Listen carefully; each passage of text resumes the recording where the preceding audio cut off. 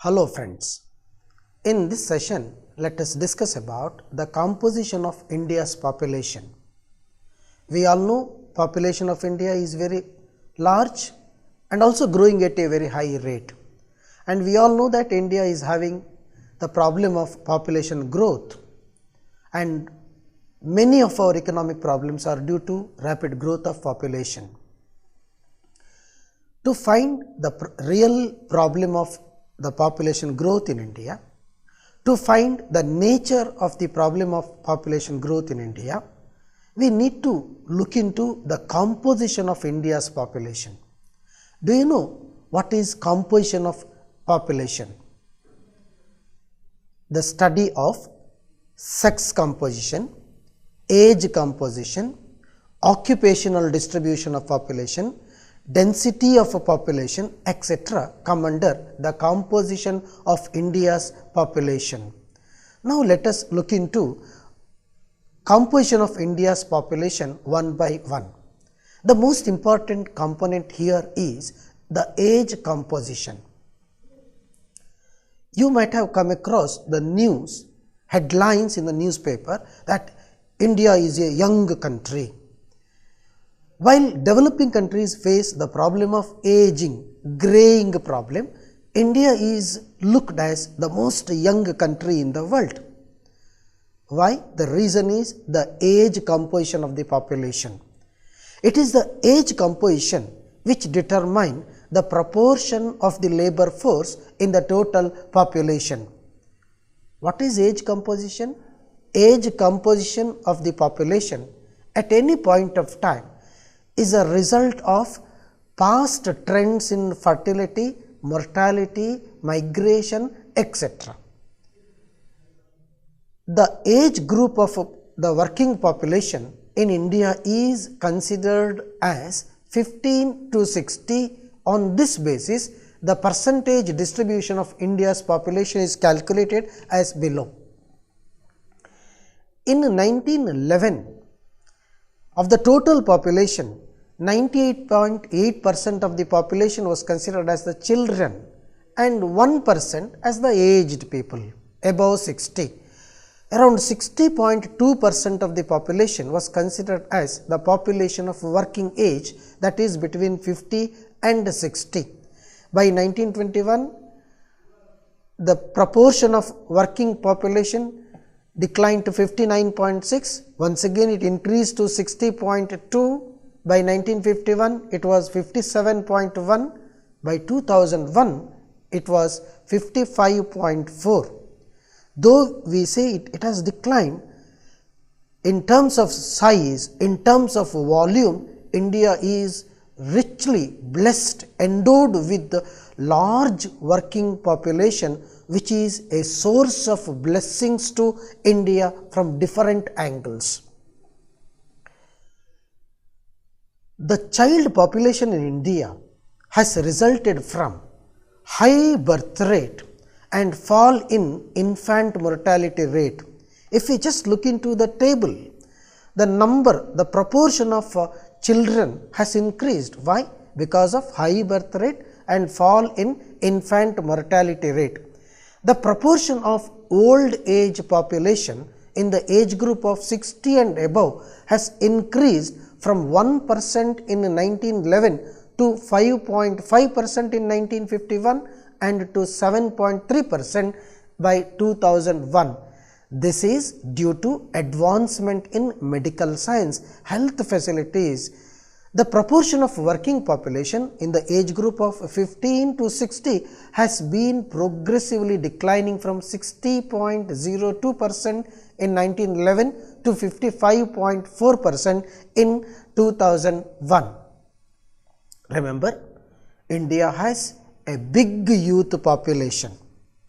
It is estimated that India may have the largest number of labor force in the world by 2027.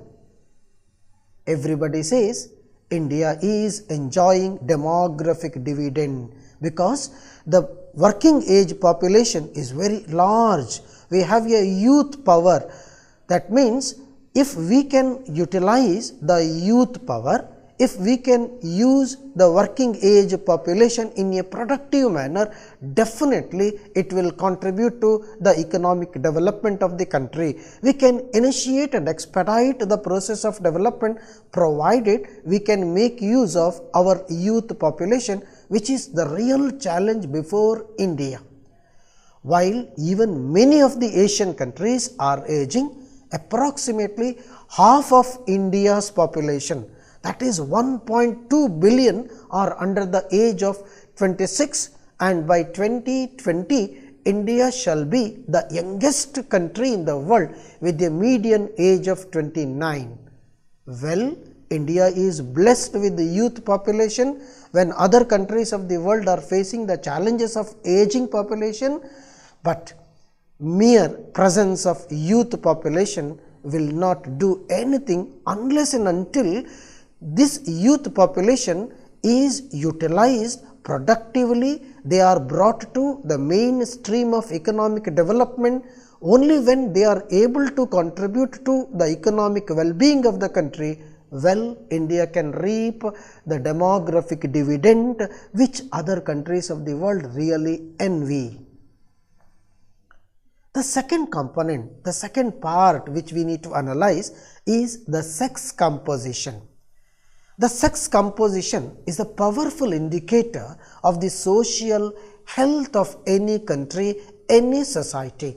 It indeed conveys a great deal about the state of gender relations. What is sex ratio?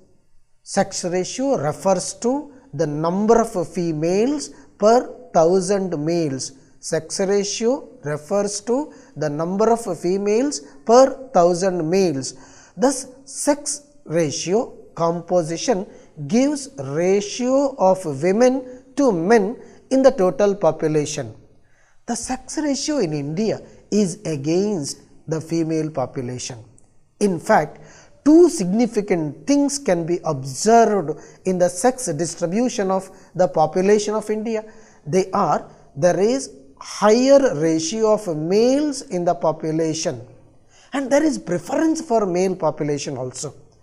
The proportion of females per 1000 males has fallen from 972 in 1901 to 933 in 2001, and slight increase to 940 by 2011. You just look at the table given below. The females per 1000 males, which was 972, declined sharply, reached 927 by 1991, slightly increased to 933 by 2001, and slightly to 940 by 2011. This shows that the sex ratio is not at all good sign. It is not a healthy sign, very unfavorable sex ratio. There are many things to be considered here. The sex ratio in India is very low in the world, which indicates gender inequality. Gender inequality number one. And even within India, the sex ratio is not equal. For example, in Kerala is the only state which has recorded a higher proportion of females, that is 1058 females per 1000 males in 2001, and now 1084 females for 1000 males by 2011. In Haryana, the sex ratio is very low. The lower proportion is in Haryana, that is 877 females for 1000 males. In the states like Andhra Pradesh, Tamil Nadu, Orissa, and even in Karnataka, the sex ratio is comparatively high. States which have recorded a lower ratio than the national average include Rajasthan, Bihar, Uttar Pradesh, Haryana, and Assam. See, the study of sex ratio indicates that the sex ratio in India is not at all favorable. We need to do something to empower women in India, because in India there is favor, people prefer to have not only children, their preference is for male child. So, we need to encourage female education, we need to have more favorable sex ratio in India to have more favorable society. Well friends, the study of sex ratio of India shows that the sex ratio in India is not favorable. So, we need to work for the female education, we need to work for women empowerment, and also we need to have a healthy society by encouraging, by achieving favorable sex ratio. Thank you.